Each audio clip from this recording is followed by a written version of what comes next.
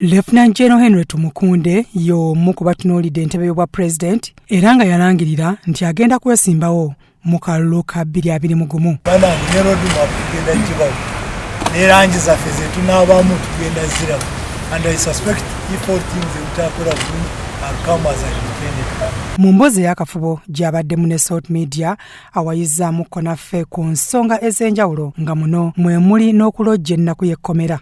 Njagala kusindikira message yange abantu baffe beeruzira. Njagala kuddamu kyenduddewo nga njogera nti Luzira yeetaaga kukyusibwamu lwakuba abantu bangi we nali.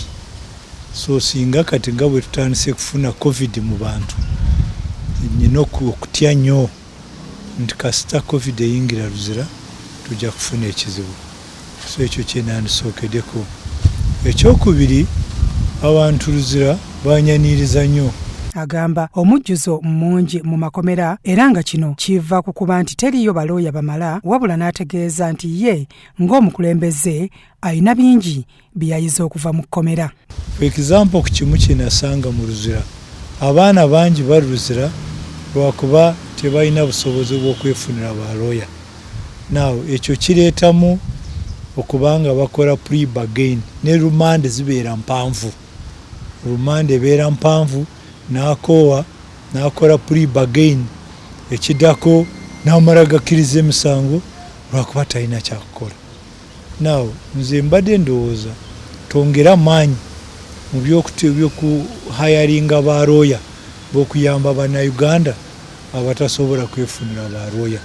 N'ekikusomesa bw'oba ovaayo oyagala kukolembera abanyayuganda omanye ebibakwatako, ebizibu byabwe bimanyi. Engeri gavumenti gyekutemu ekintu kino ekya lockdown kati tugenda mu myezi 3 abantu tebakola. Gavumenti olowooza engeri gye respondinze ku COVID-19 eno ojogerako ki?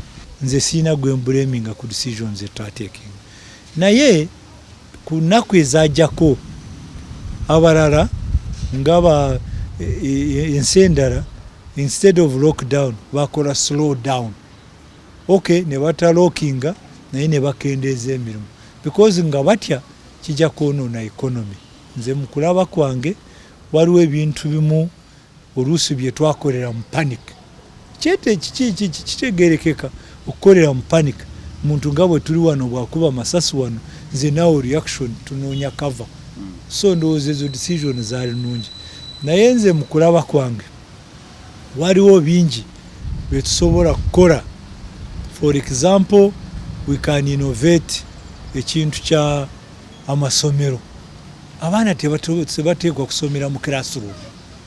No, we can innovate oba bakole half a day.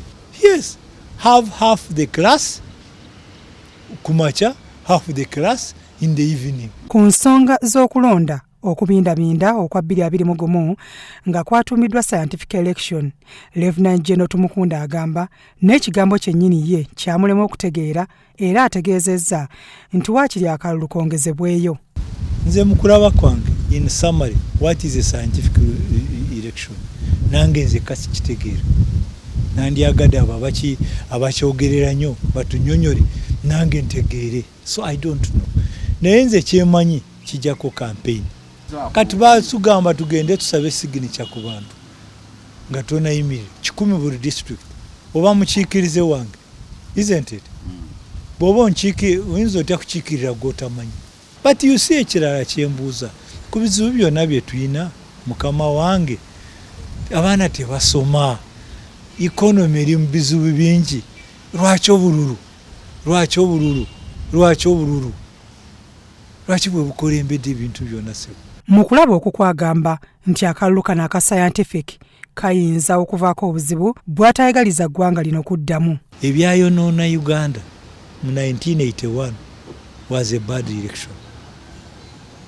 Njagala kuyimbira oluyimba lw'abasajja ba Luweero bye twasanga eyo.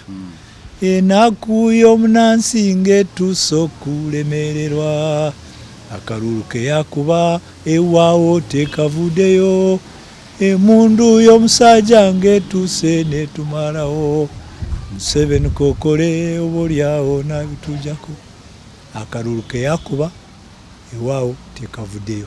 Ku nsonga y'okwegatta ku mukago gwa United Forces of Change, General Tumukunde akkiriziganya n'abavuddeyo okwegatta, wabula ategeezezza nti singa bonna bakkiriza okwegatta ne balonda omuntu omu okuvuganya, ye mwetegefu okubawagira. Naye nze kyange nandyagadde bwe tusobola tubeere wamu kibe nga kitufuga, because buli omu agezezako ebyema byabalema. So I would rather tubeere wamu, naye bwe kirema, for me I intend to take it on.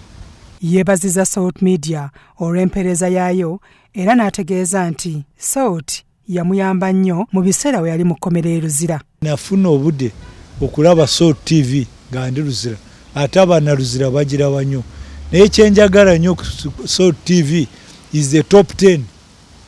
Eweereza data buli ku kintu kyonna, it's very informative. Byatumwebaze Godfrey ne Elias Sajjabi ku Salt TV Omunnyo.